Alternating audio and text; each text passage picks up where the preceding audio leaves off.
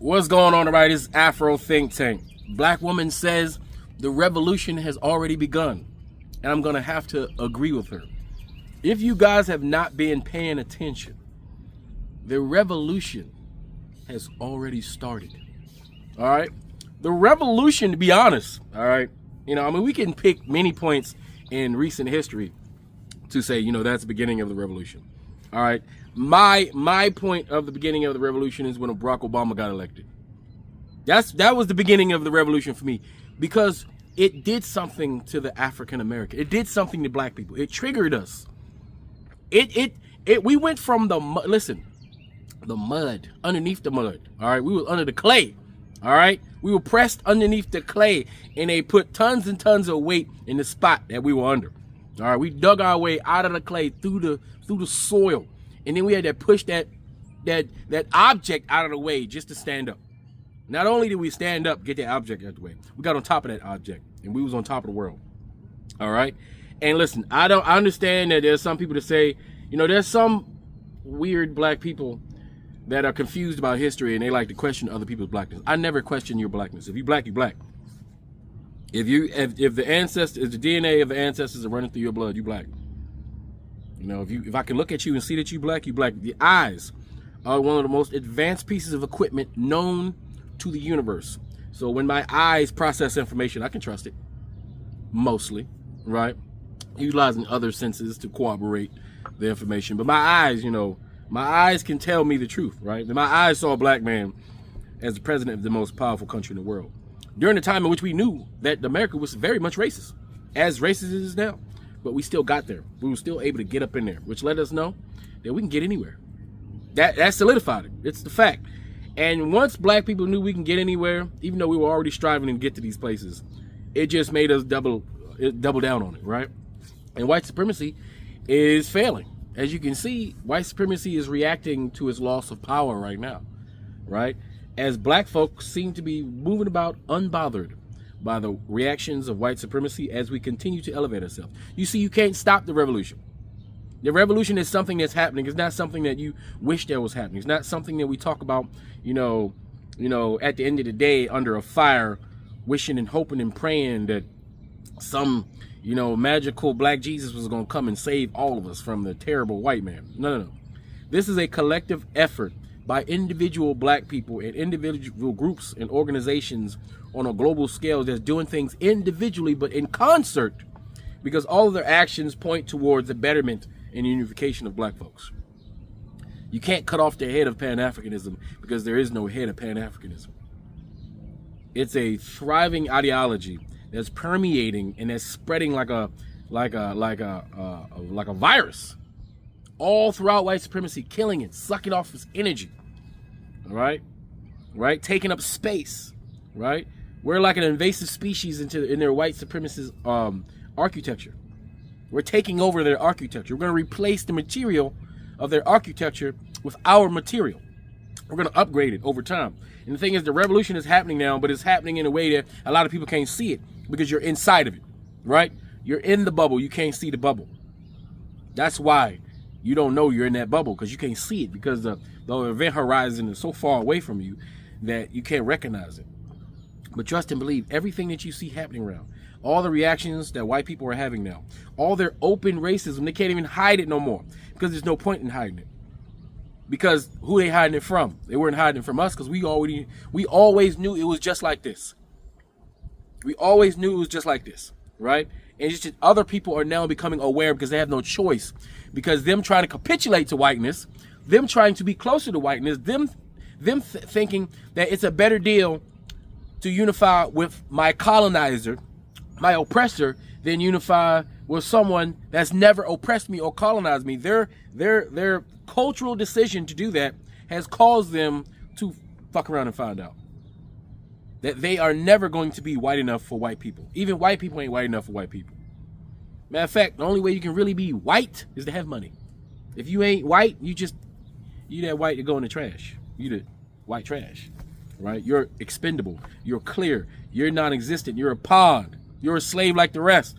The only true white people are the rich ones that have millions and billions of dollars, and they can have as many little girls as they want. If they can buy as many islands and put as many elementary schools as they want, they can choose to bomb them or take advantage of the children in them. It's up to them. This is what they like to do. All right? But yeah, I'm gonna let this woman preach. All right, but listen, I need you to understand that you are living during an era that'll be written in history. This will be a point in history that'll be written down. There are many points in history that just kind of went by and we don't talk about because it's not that much of a, it's not that much noted in that, history, right? But this one right here, they'll make books about this. They'll make movies about this era, about the people that lived here and the decisions that was made by the different groups, for sure. And the question is, when they write that book, right, what side are you going to be on? When they write that book, what part of the story are you going to be a part of? You're going to be a part of the heroes, the black liberators, the black excellence. You're going to be part of the black traders, because you're going to get, all the traders going to be written down too. Don't worry, you'll never be forgotten. The names of the traders will always be remembered, especially since everything's digital now. We can just go back and watch you be treacherous. Watch your treacherous activities as they break down your style and your tactics, how you try to coerce black people towards danger, how you try to coerce black people into not voting, how you told to coerce black people and not unifying with other black people. Don't worry, your names will be written in history. But anyway, without further ado, this is Afro Think Tank. Learn something, teach something. I'm out. I look forward to talking to you in the comment section. The revolution has begun. Congratulations. Mainstream media is not going to validate that for you, mind you, because they are not allowed to televise it. But you do not need these people to interpret reality for you, because you have eyes, you have ears, and you have your own mind, and it's time to start thinking for yourself. And so, using history as my guide, I am reading A People's History of the United States by Howard Zinn. I'm in chapter 15, titled Self-Help in Hard Times. We're going to use history as our guide today so that we can learn what revolutions are actively occurring right now, what predictable responses you can expect from the system, and who the weak links are. And the weak links are people that you do not need to waste your energy on. They exist in every era of American history. They will always be there, and they will never become you. They can't be you. That's not what they were put here to be. They are playing their role, and it's time for you to play theirs. And if we're going to make it to the other side of this revolution, of all of these revolutions, there's a few things that you need to know. I thought I was going to start with talking about all of the revolutions that are actively happening all around the globe right now, but actually, I want to talk about the weak links first. And I want to talk about this because these are the people that us revolutionaries, us educated people, those of us that are fighting on the side of humanity, we often get tripped up by these people because they pop up and it seems as if their only purpose on earth, like their only purpose in this lifetime, is to just piss us off by completely missing the point. And the reason that I want to start with weak links before I talk about everything else is you need to understand how to cope with these people, because if you get distracted by them, you're going to be really ineffectual during this revolution. So you need to keep your head in the game, and you need to stay locked in, and you need to completely ignore the weak links. They are just there to slow you down. That is a natural resistance to progress. They are playing their role. That's what they were born for. They're not necessarily doing anything wrong in life. In the world, in the universe, there has to be an equilibrium. There has to be light and shadow. There has to be good and evil. And these people are just being who they were put here to be.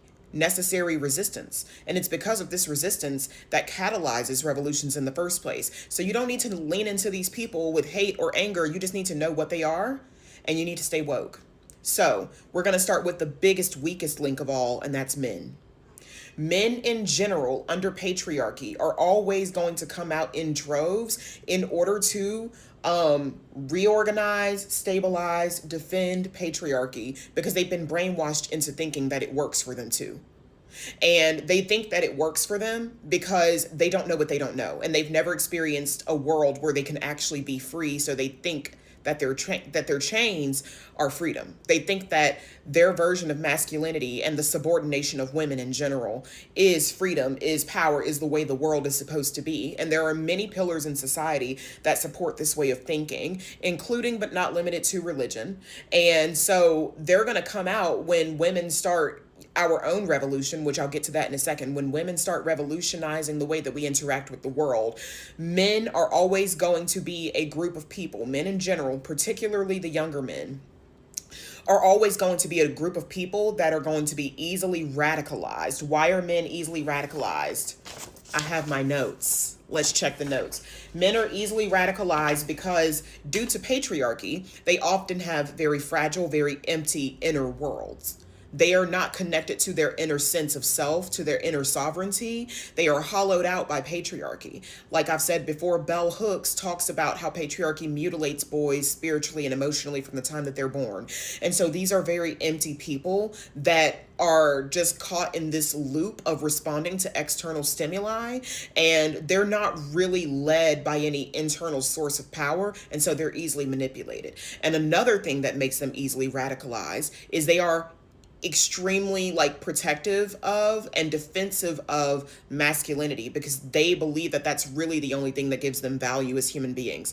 Again, these are men, most men have been extremely brainwashed by patriarchy, and so they're going to see women and anybody on the side of women as their enemy, and they don't realize that what's good for the goose is good for the gander, so that makes them weak links automatically. The second weakest link, white Americans. The motherfucking white people, and I'm not just talking about conservatives, I'm also talking about the liberals. And here's why. And this is no shade. I'm coming at this from a very objective, fact-based, historically backed up perspective. So I'm not coming at this in a way of shading like fuck white people. What I'm saying is white Americans are the weakest links for 3 reasons. And I'm talking to the liberals and the conservatives. Number 1, they have a low pain tolerance. They have a very, very low tolerance for discomfort of any kind, for a lack of funds. I grew up around a lot of WASP, so white Anglo-Saxon Protestant. It's a social demographic that makes up the vast majority of white Americans. These are people who are middle to upper middle class. They're usually college educated. They're typically evangelical Christians, but they can also be Jewish. Actually, not really. The Jewish are a different thing because white Anglo-Saxon Protestant is a big part of that. But they hang out with Jewish people because they are in the same tax bracket. And what WASP value more than anything is capitalism and conformity. They worship money and they worship sameness. That is their Bible. That is their culture. That's who they are. They value having all the cool gadgets, all of the latest clothes, keeping up with the latest trends. And so you guys get on here and you talk about how white girls are so unoriginal because they all dress alike and they all talk alike and da-da-da-da. You're talking about WASP specifically. You're probably not talking about the Italian girls. You're probably not talking about the poor whites. You're talking about WASP. And WASP are a weak link when it comes time for a revolution because they have a low pain tolerance. Again, they do not do well with discomfort. That's why they're always on them pills and shit. And because of their low pain tolerance, they have a very low resilience factor. Okay, this is even outside of the racism. They are just fundamentally not as strong as other communities of color and black communities because they haven't had to be. And so they haven't worked that social muscle, that cultural muscle of standing up against oppressors. They are the oppressors. They are aligned with the system. They're the cops. I'm always saying, like, white people are like the police. They will snitch on you. They will bury their heads in the sand. They'll act like it's not happening. And they'll do anything they can to preserve their comfort. Even if that means marrying somebody that they don't love. Even if that means working a job that they hate for 25 years. Because what their primary goal is comfort. And revolutions are extremely uncomfortable. So these are weak link people. And obviously it goes without saying that white Americans' allegiance to white supremacy, that tends to be the more conservative of them. White Americans' allegiance to white supremacy makes them a weak link because they are very, very easily radicalized. That's why Erica Kirk is able to get her dumb, ugly ass up there and say some shit like, we need to protect the white men in this country. And then all of these dumbass, drone-ass, zombie-ass white people in the crowd are like, yay, yeah, white men are under attack. They think they're under attack because they have a low tolerance for discomfort. And so when they feel uncomfortable, they literally think they're being attacked. Like, they equate them feeling a little uncomfortable in the present day to like black people's 400 years of oppression. They're dead ass. Like, they actually think it's the same because to them on the inside, being uncomfortable as a white man, being uncomfortable as a white woman, being uncomfortable in your little middle class house. To them, they equate that feeling. They feel as though that feels the same as a black person experiencing racism. They're delusional, but again, they're brainwashed. That's what makes them a weak link. The next weak link, religious people. My God. Bitch, my God. Religious people are one of the weakest links for several reasons. Number one, a lot of them, most of them, especially if they are Christian, speaking specifically about Christians, they have these like apocalyptic wet dreams where they're constantly jerking off to the idea of the end of days. And so when they see shit like Israel and the United States trying to bully Iran, in their minds, they don't see it that way. In their minds, they see it as a holy war that's going to usher in the return of Jesus Christ. Needless to say, they're extremely easily manipulated by the system. Okay? They're also a weak link because they are more prone to blame class warfare, anger in the collective consciousness, all of these uprisings all over the world, the decline in church numbers. They're going to blame all of that on the enemy, the devil. Okay? And they are prone to reject facts in preference of their faith. So you can see how religious people are extremely easily manipulated into doing evil shit. In the middle of a revolution, what a religious person is going to say is, well, you know, it doesn't really matter what happens here on earth. All that matters is the afterlife. These are people that are willing to sacrifice the entirety of the human race so that they can go to heaven. Stay the fuck away from these people. These are people who believe that the ends justify the means, even if the means is genocide, even if the means is pedophilia, even if the means is slavery. There are black Christians out here that believe that slavery was a good thing because it introduced Africans to Christianity. Religious people are a really weak link during a revolution because they're not going to be able to use their eyes and ears because they have been taught systematically since birth to lean not into their own understanding.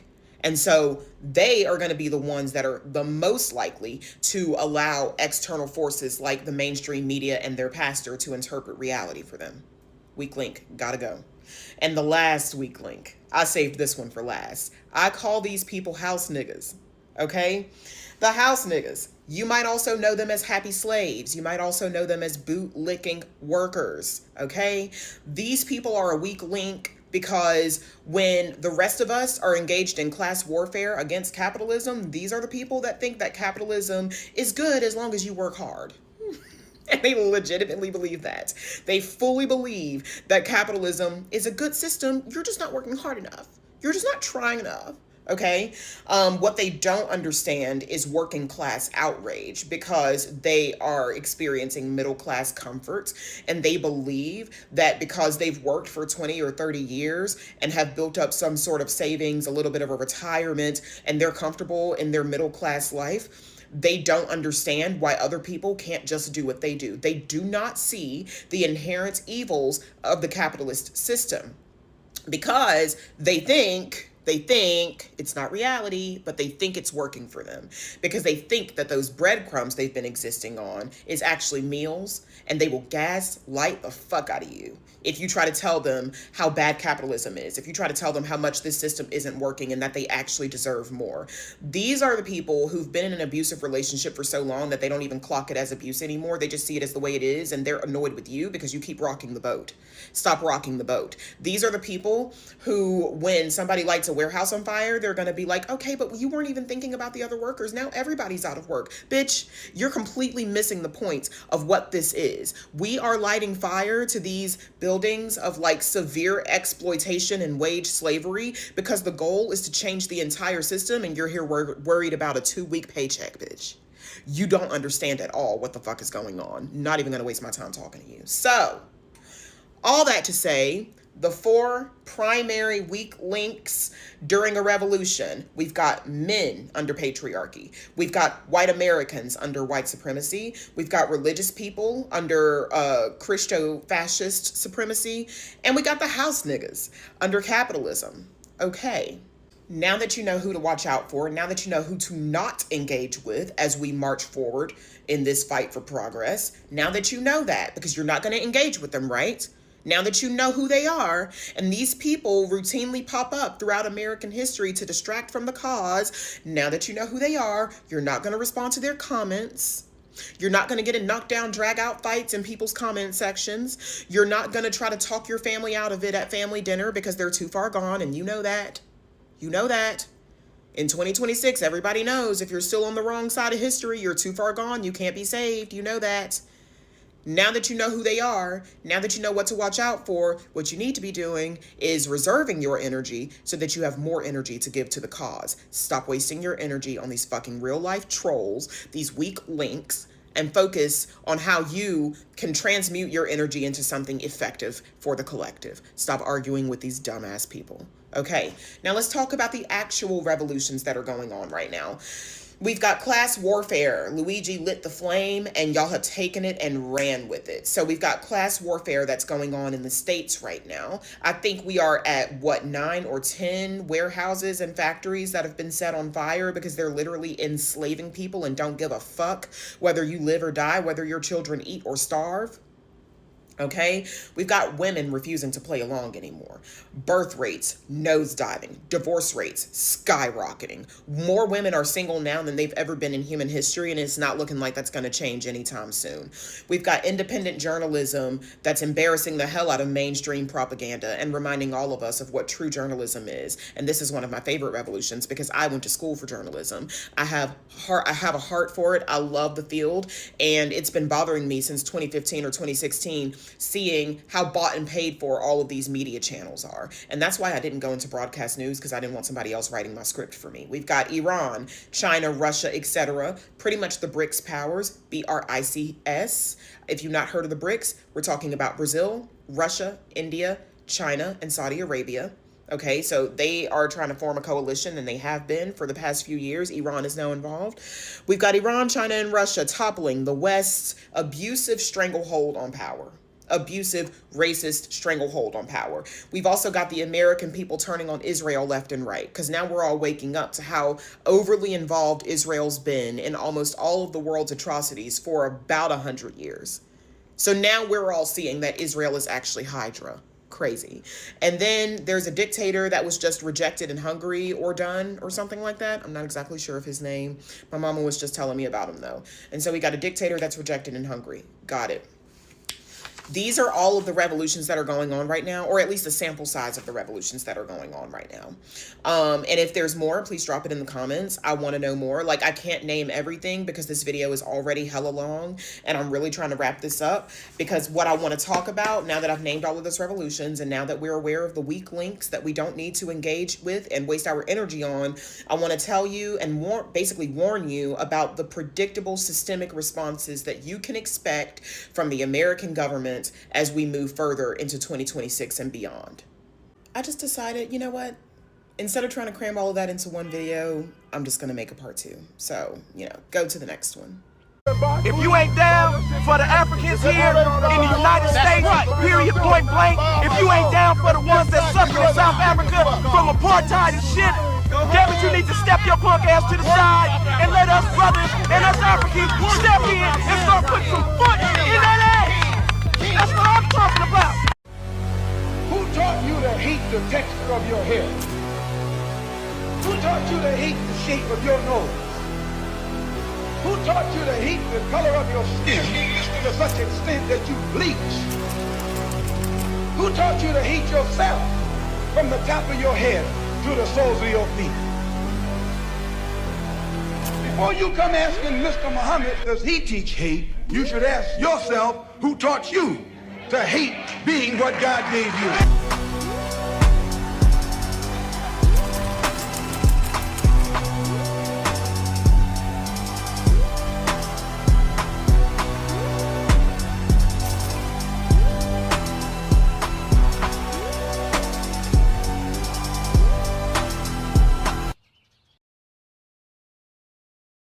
Thanks for watching Afro Think Tank. Don't forget to like, share, and subscribe. And follow me on Substack and Patreon for more content. Remember, it's Pan-Africanism or nothing.